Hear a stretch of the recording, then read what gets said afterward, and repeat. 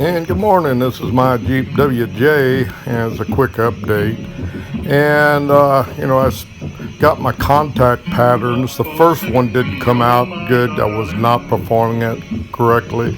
Second one, you can start to see here, did come out much better. And I sent pictures of this pattern to a professional for some advice. And this pattern shows the pinion depth is too deep and need an adjustment. And here's a proper pattern. And good morning, October 26th. It's a Wednesday, and I'm back out here trying to get a contact pattern. And I did some reading and research, and I think I got a pattern this time. And I think the reason I didn't get one before, I was spinning the gears with the yoke.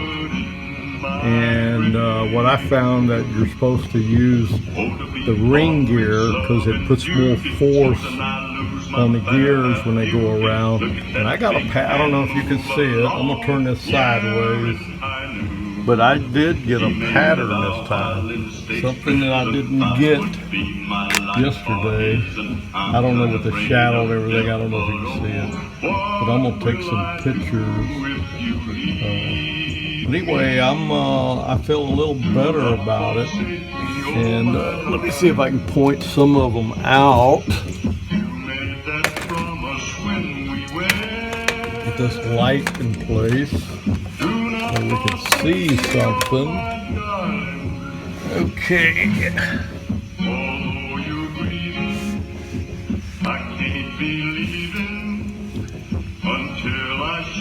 So you can see on the coast side, you see, okay, on the drive side, you can see the patterns on the drive side. I know they're not perfect. They're closer in than what I had imagined. So anyway, I got a little bit of a pattern there. So I'm gonna do some check-in, some reviewing, and see look this pattern up. I'm gonna take some photos of it so I'll have a record. Okay, that's my Jeep out, working on my contact pattern. Out. And here's a better view of the pattern. I've already got the carrier out and pinion, so my next project will be making that shim adjustment.